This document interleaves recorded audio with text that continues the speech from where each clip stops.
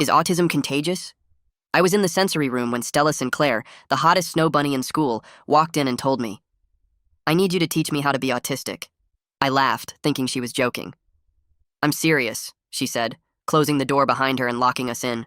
"I've been watching you," she started. "You get extra time on tests, separate room for exams, breaks when you need them. I need that, or I lose everything. You want me to teach you to fake my disability?" My voice came out steadier than I felt. "Look," she said, sitting down across from me. "If I get caught faking, it's academic fraud. Permanent record, no college, my whole future gone. But if I don't do something about my grades, I'll hate myself forever. I'll say my old guidance counselor diagnosed me, but my parents refused to accept it. And when they catch me helping you?" Her face went pale. "We both get expelled. They get rid of every autistic kid's special accommodations." The weight of that sat between us. Why would I risk that? That's when she whipped out a ticket to Comic-Con, the one place where others were like me. Library after school. The next day, the entire cafeteria went quiet as she sat next to me at lunch. Mrs. Board walked by and made fun of me like always. "You should really be able to look people in the eye by now, OP. You're going to fall behind in life." Something flashed across Stella's face, anger I'd never seen before. "He's not bothering anyone. Maybe you could learn about minding your business." The silence was deafening. Nobody had ever defended me before. Mrs. Board stuttered something about kids these days and left. Stella turned back to me like nothing happened, but her face was red, hands shaking slightly. "Library still good?" she asked. I nodded, not trusting my voice. That first session, I made flashcards while she took notes like her life depended on it. "The hand-flipping thing you do, is it necessary or just for show?" "Depends. Sometimes it just happens. Show me." I demonstrated different stims, feeling weirdly exposed. She copied each one, asking what they meant, when to use them. "The accommodations get approved pretty easily if you have documentation," I explained. "I'll help you forge something from your old school." "You'd do that for me?" I smiled. Anything for Comic-Con. The plan worked perfectly at first. Her accommodations got approved within a week.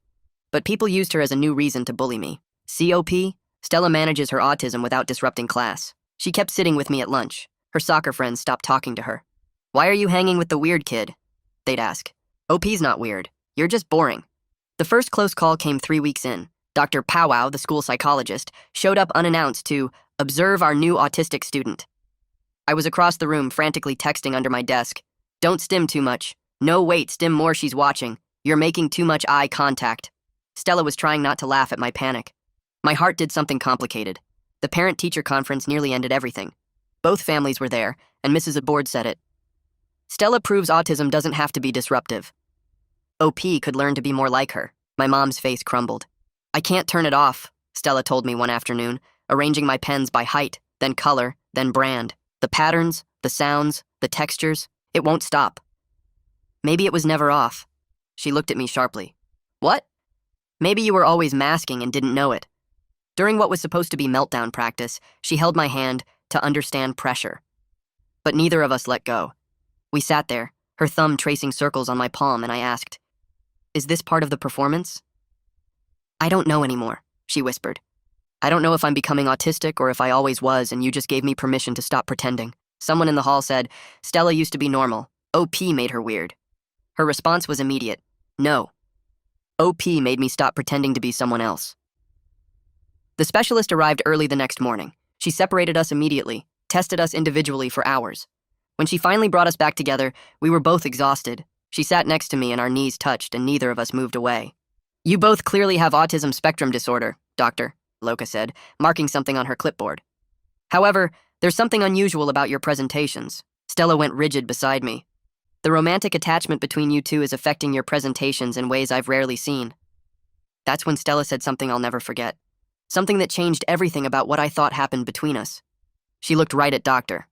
Loka and said it without any hesitation. "I forged being normal my whole life, but you showed me what being honest with myself looks like." My brain just stopped working for a second. I couldn't process what she meant.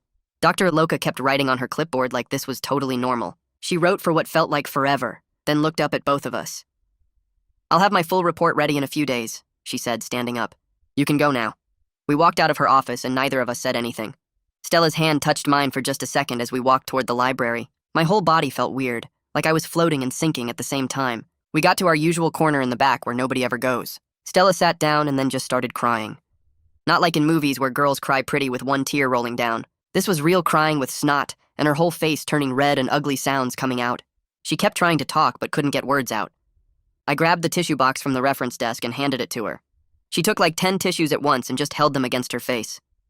I sat there watching her fall apart and understood that sometimes you need to break before you can fix anything. She cried for maybe 20 minutes straight. My phone buzzed and I saw an email from Eva Holloway. My stomach dropped when I read the subject line about documentation audit. She wanted all our papers by Friday. I showed Stella my phone and she grabbed hers immediately. Same email. She typed fast and showed me her text. We need to tell the truth before they find out themselves. I nodded because what else could we do now? The next morning we met before school in the parking lot. Stella looked terrible with puffy eyes and messy hair. I need to tell you something, she said, not looking at me. The old counselor thing was a total lie. I made it up to explain why I suddenly had autism papers. My chest got tight. There was never any counselor who diagnosed me before. I just needed something that sounded real. The lies felt so much worse now that we knew she was actually autistic. Everything we built was on fake papers, even though the condition was real. Later that day, I went to the library to book a study room for next week's test. 2 staff members were talking by the computers and didn't see me come in. Some kids are definitely gaming the system, one said, getting extra time when they don't need it. My hands started flapping before I could stop them. The accommodation abuse is getting out of control, the other one said. I backed out of the library as quiet as I could, but my hands wouldn't stop moving. I went to the bathroom and stayed there until the flapping stopped. The next day was worse. I saw Eva Holloway talking to Stella in the main hallway between classes. Even from far away, I could see Stella wasn't moving at all. Eva was asking her something, and Stella just stood there frozen like a statue. Eva's face changed from professional to worried to suspicious. She said something else, and Stella still didn't move or answer. Eva wrote something down and walked away. Stella stayed frozen in the hallway until the bell rang and everyone cleared out. That night, my phone kept buzzing with texts from Stella. She sent me pictures of journal pages from middle school. Page after page of her writing about how loud the cafeteria was, how her clothes felt wrong, how she couldn't understand why making friends were so hard. I've been keeping these journals for years, she wrote, never knowing they were describing autism symptoms. The pages went back to 6th grade. Some had drawings of patterns she saw in ceiling tiles. Others had lists of foods that felt wrong in her mouth. One whole page was about how she practiced facial expressions in the mirror to look normal. Reading them made my chest hurt in a weird way. The next morning, we met super early before anyone else got to the school. We sat in my car in the empty parking lot. No more coaching, I said. No more fake behaviors in front of adults. She nodded. Just what's actually real for both of us. We made a list of what we'd stop doing immediately. No more staged stims when teachers walked by. No more practiced meltdowns. No more anything that wasn't genuine. Taking off that mask felt like breathing after holding your breath too long. We both sat there for a minute just existing without performing. Then the parking lot started filling up and we had to go inside. Between 2nd and 3rd period, Aiden Crow stopped me in the hallway. He had his phone out recording already. Hey, I'm doing a piece on accessibility and accommodations at our school, he said. Can I ask you some questions? My first instinct was to run, but something about how he asked seemed different. Not mean or mocking, just actually curious. I need to think about it, I told him. He gave me his number and said to text if I wanted to talk. Part of me actually considered it because maybe our story could help other kids who were struggling. Maybe something good could come from this mess we made. 2 days later, the fire alarm went off during 3rd period, and the sound hit me like a physical punch. Everyone jumped up and started pushing toward the door, while the alarm kept screaming and screaming. My hands flew to my ears, but it wasn't enough. The crowd pressed in from all sides, and I couldn't move, couldn't breathe, couldn't think past the noise drilling into my skull. Then I saw Stella across the room doing the exact same thing, hands over her ears, eyes squeezed shut, frozen while everyone shoved past her. She wasn't acting this time. Her whole body was shaking and she pressed herself against the wall, trying to get away from the noise and the people. I pushed through the crowd to get to her and grabbed her hand, pulling her toward the side exit nobody ever used. We stumbled outside and kept going until we found a quiet spot behind the gym, where the alarm was just a distant wail. She was still covering her ears and rocking slightly, using the exact pressure techniques I'd taught her weeks ago. Other kids saw us there, 2 weird kids hiding from a fire drill, and the looks on their faces said everything. Later that afternoon, we sat in my car, and she kept starting sentences she couldn't finish. My parents are so proud of my last test grade, she said, staring at her hands. Mom actually cried when she saw the B+. Happy tears. She laughed, but it sounded wrong. How do I tell them it's all built on lies? She picked at a thread on her jeans. They think I finally figured things out, that I'm succeeding on my own. Her voice got smaller. They're planning this whole celebration dinner this weekend. I didn't have any good answers for her. That evening, I got home and found my mom waiting in the kitchen with that look that meant I was in trouble. Stella got her accommodations approved in 1 week, she said, not even pretending this was a normal conversation. Your evaluation took 4 months of testing and meetings and appeals. She crossed her arms and waited. I tried to look confused, but my mom knew all my tells. Maybe her documentation was better, I said, which was technically true since we forged it ourselves. Or maybe someone helped her skip the line, my mom said, and the disappointment in her voice hit harder than if she'd yelled. Someone who knew exactly what paperwork to submit and what to write. I opened my mouth to deny it, but she held up her hand. I don't want to hear lies, she said. Just think about what you're risking. For both of you. She left me standing there feeling sick. The next morning, an email came through from Eva that made my stomach drop. Formal review meeting scheduled for next Tuesday with Dr. Powwow present, it said. Please bring all documentation. Stella saw it at the same time and texted me immediately. We met in the library and spent the next 3 hours making lists of what to say, what to admit, what to keep hidden. We have to separate the fake papers from the real diagnosis, I kept saying. But every plan we made had holes big enough to drive a truck through. Stella pulled out her laptop and started typing 2 different statements while I watched over her shoulder. One defended everything we did, explaining the desperation and the unexpected discovery of her real autism. The other confessed everything up front and asked for mercy. She typed and deleted and typed again until it was past midnight. Which one? She kept asking, sending me both drafts. Which one do I use? I read them both 5 times and still didn't know. The defending one felt like more lies piled on lies. The confession felt like betrayal of every autistic kid who needed accommodations. I don't know, I finally texted back at 2 a.m. I really don't know. The next day, Aiden found us at lunch with this weird look on his face. Someone from the soccer team sent me screenshots, he said quietly, glancing at Stella. Text messages between you and your friends about this whole thing. Stella went completely still. Which messages? But we both already knew. The ones where she called me useful. The ones where she laughed about fooling the system. Aiden showed her his phone and her face crumpled as she read her own words thrown back at her. They were my friends, she whispered. I told them things in confidence. Aiden shrugged. They're worried about you. They think you've lost it choosing to hang out with. He glanced at me and didn't finish. Stella stood up so fast her chair fell over. With someone who actually accepts me? She said loud enough for half the cafeteria to hear. Yeah, I choose that. She grabbed her stuff and left, and I followed because what else was I going to do? We had our first real fight that afternoon in the sensory room. We have to come clean now, she said, pacing back and forth, before they find out themselves. But I kept thinking about all the kids who'd lose support if the school thought autism accommodations were being faked. We can't, I said. Think about everyone else who needs help. She spun around to face me. I can't keep lying. It's eating me alive. We went back and forth for an hour, until finally we agreed on one thing. No more staged behaviors at all, whatever happened. That night, Stella sent me links to article after article about autism in girls, about masking, about late diagnosis. Look at this, she wrote. This is me. All of it. The articles talked about girls who learned to copy other kids to fit in, who rehearsed conversations, who came home exhausted from pretending to be normal all day. I used to practice my laugh in the mirror, she wrote, to make sure it looked right. I thought everyone did that. She sent me pages from old diaries where she'd written about the exhaustion of maintaining friendships, the confusion of social rules that everyone else seemed to just know. I wasn't faking being autistic, she wrote at 3 a.m. I was faking being neurotypical my whole life. Tuesday came too fast. We sat outside Eva's office for 20 minutes before she called us in. Dr. Powwow was already there with her clipboard and that expression that gave nothing away. Eva had a thick folder on her desk with both our names on it. Let's discuss your documentation, she said, and Stella took the deepest breath I'd ever seen anyone take. The papers from my old school are fake, Stella said, the words coming out in a rush. I forged them, but the diagnosis from Dr. Loka is real. I really am autistic. Eva's face didn't change, but Dr. Powwow's pen stopped moving. I jumped in before anyone could respond. I helped her, I said. I showed her how to forge the documentation. I taught her what to write. It was my idea as much as hers. Eva looked between us for a long moment. You're both admitting to academic fraud, she said slowly. You understand the severity of this? We both nodded. Eva pulled out another paper and I recognized Dr. Loka's letterhead. Dr. Loka's evaluation confirms autism spectrum disorder for both of you, she said. But the fraudulent documentation is a serious violation.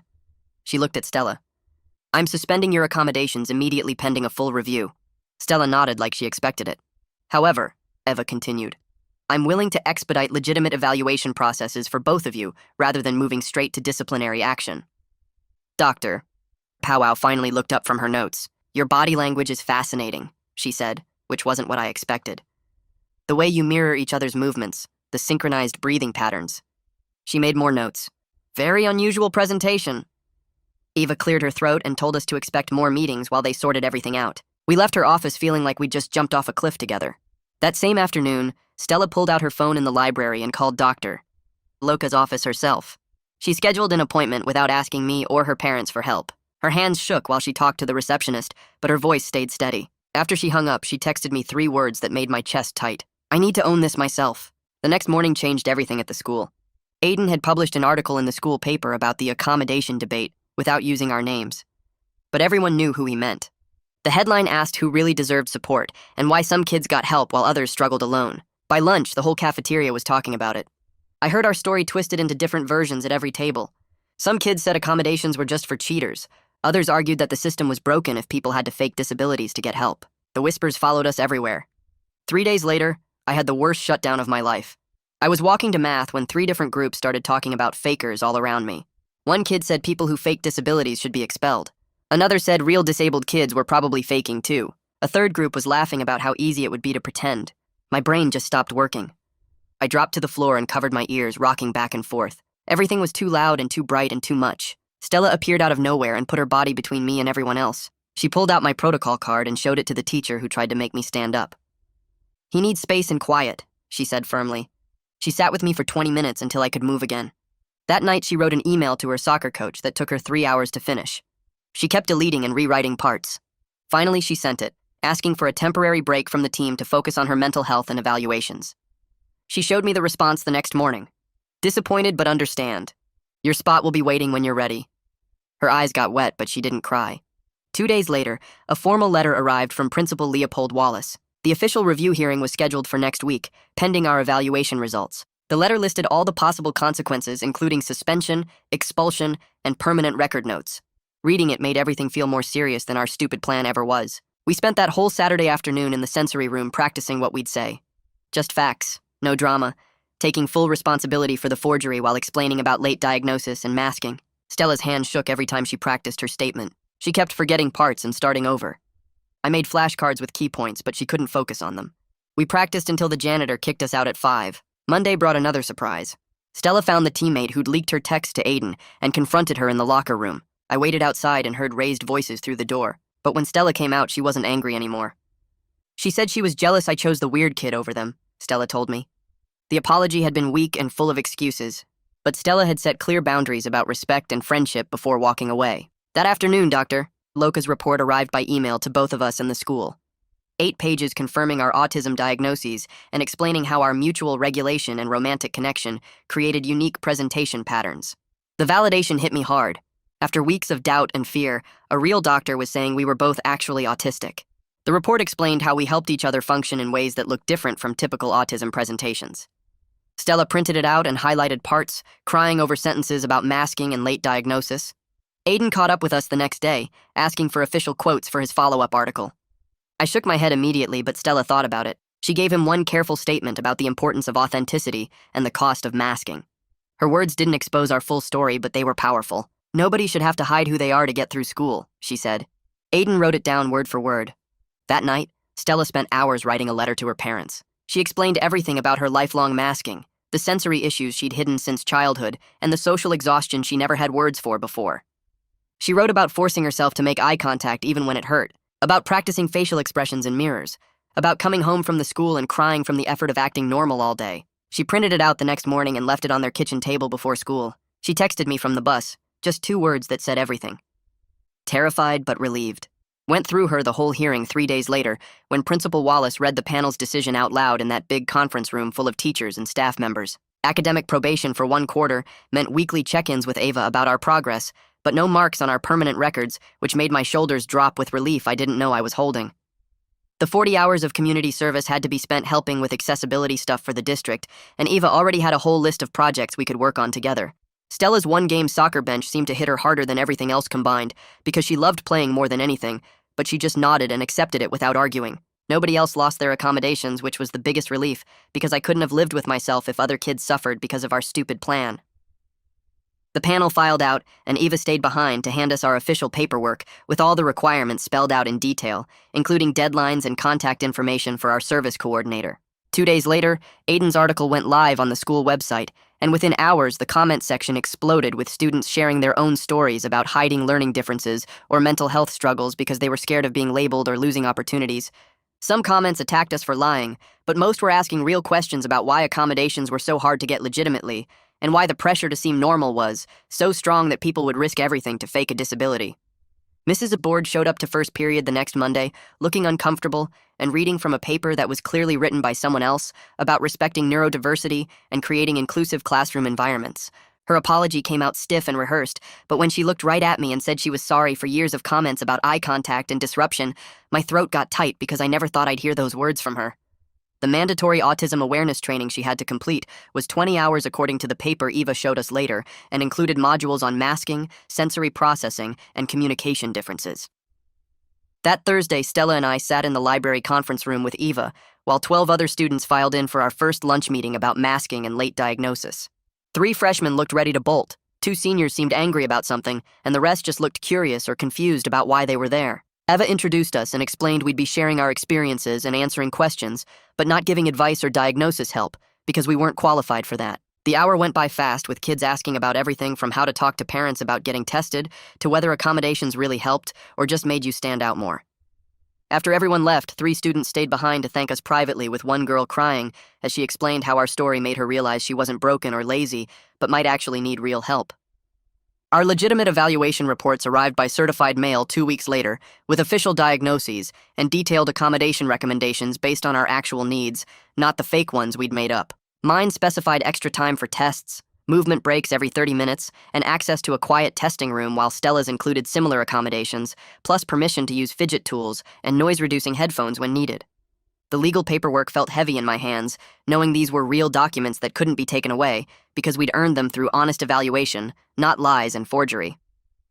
Comic-Con came up faster than expected, and we took the train into the city with our sensory kits packed, including noise-canceling headphones, sunglasses for the bright convention center lights, snacks we knew we could eat even when overwhelmed, and a whole plan for taking breaks.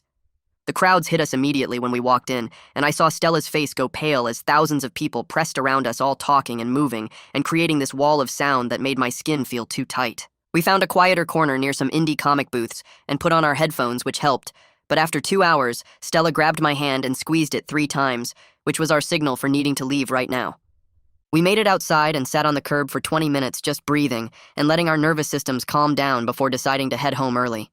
Neither of us felt bad about leaving because we'd tried, and that was enough, and we could always go back next year with better preparation. Stella went back to soccer practice the week after her 1-game bench and told the coach she could only play 20 minutes per game maximum to manage her energy better. The coach wasn't happy but couldn't argue with medical documentation, and Stella said she actually enjoyed playing more now without the pressure to be the star scorer every single game. My big history test came up 3 weeks later, and I walked into the quiet testing room with my approved accommodations, feeling nervous but legitimate for the first time ever. The extra time meant I could read questions twice without panicking. The movement breaks let me shake out the tension building in my shoulders. And when I walked out after 2.5 hours, Stella was waiting in the hallway with a bottle of my favorite juice. We walked to the parking lot together, and the victory felt real and earned because I'd passed using accommodations I actually needed, not ones I was pretending to need. That weekend, Stella's parents finally responded to her letter with their own 3-page letter, admitting they'd noticed things were different when she was little, but didn't know what to do about it. They wrote about how she used to line up her toys for hours and melt down over clothing tags and need exact routines, but they thought she'd grown out of it when really she'd just learned to hide it better. They started family therapy the next month to learn how to support her real self, not the masked version she'd been showing them for years. My mom found me in my room that same weekend and sat on my bed with tears in her eyes, apologizing for not seeing how much pressure I was under, trying to be the perfect accommodation example for other kids. She promised to advocate differently from now on and to check in with me about what I actually needed, instead of assuming she knew what was best. Eva called us into her office 2 weeks later with a thick folder of new policy drafts she'd been working on since our hearing. She spread the papers across her desk, showing evaluation pathways that actually made sense for kids who figured out they were autistic later in life. The forms had clear steps instead of the confusing mess we'd dealt with, and there were options for students whose parents didn't believe in autism diagnosis. She thanked us for showing her how broken the old system was, even though we'd done it the wrong way. The school board approved her changes at their next meeting, and by spring break, the new policies were officially in place. 3 months passed, and Stella and I were sitting in the community college admissions office filling out applications together. We picked the smaller campus across town because it had quiet study rooms and professors who actually cared about accommodations. Stella checked the boxes for disability services without hesitation this time, and I watched her write about her real diagnosis in the personal statement section. We turned in our applications on the same day and celebrated with frozen yogurt, even though the texture made us both cringe a little. The school announced a new peer support group for neurodivergent students that would meet every Tuesday in the sensory room. They put up posters with puzzle pieces, which we immediately told Eva were offensive, so she had them redesigned with infinity symbols instead. The first meeting had 12 kids show up, including 3 who'd been masking, so hard nobody knew they were struggling. We sat in a circle on the floor because the chairs were too uncomfortable, and everyone shared their stories without judgment. Stella got an acceptance letter from the art program downtown that focused on different perspectives and unconventional techniques. Her parents drove down to see her portfolio presentation, where she'd hung 20 paintings about masking and unmasking that she'd been working on for months. People actually bought her pieces, and one collector said her work showed autism in a way that made sense to neurotypical viewers for the first time. Her mom cried when she saw the painting of a girl drowning in social expectations while her real self floated above watching. The district called me with a job offer to help develop their new accommodation processes based on what we'd learned from our mess. They wanted someone who understood both sides of the system and could spot where kids might try to cheat, but also where real autistic students were being failed. I accepted, even though the irony made my stomach hurt, because maybe our mistakes could stop other kids from making the same choices. They gave me a small office with dimmable lights and a door I could close when things got too loud. Graduation day arrived faster than expected, and both Stella and I showed up wearing matching sunglasses to handle the bright gym lights. We shared her noise-canceling headphones during the loud parts, passing them back and forth depending on who was struggling more. Nobody stared at us anymore because we'd changed what normal looked like at our school through months of being visible and real about our needs. The principal even turned down the music volume when he saw several students covering their ears. We found a small apartment near the community college campus with separate quiet spaces and schedules that worked for both our sensory needs. Our families helped us move in, and Stella's dad installed blackout curtains in both bedrooms without us having to explain why we needed them. My mom labeled all the kitchen cabinets exactly how I wanted them, and nobody made fun of my organization system. We set up noise rules and cleaning schedules and figured out how to live together without driving each other into meltdowns. A whole year passed and we were back in that same sensory room, but this time as volunteer mentors for newly diagnosed students. A scared freshman walked in with her hands shaking and her eyes darting around looking for an escape route. Stella squeezed my hand 3 times, which was still our signal, but now it meant we've got this instead of I need to leave. We told the girl everything about our story, including the forged documents and the lies and the consequences, and how we figured out the truth about ourselves along the way. She listened without judgment and asked questions about accommodations and masking and how to tell her parents she wasn't broken, just different. We gave her the same flashcards I'd made for Stella 2 years ago, but updated with better information and resources that actually helped. More kids started showing up each week, and we taught them what we'd learned the hard way about being authentic and asking for help and not being ashamed of how our brains worked. The sensory room that started as our secret meeting place had become a safe space for dozens of kids who finally had somewhere to be themselves without performing normal for anyone. So yeah, that's the whole story. Thanks for sticking with me. It's always cool just sharing like this. Come back next time if you feel like it.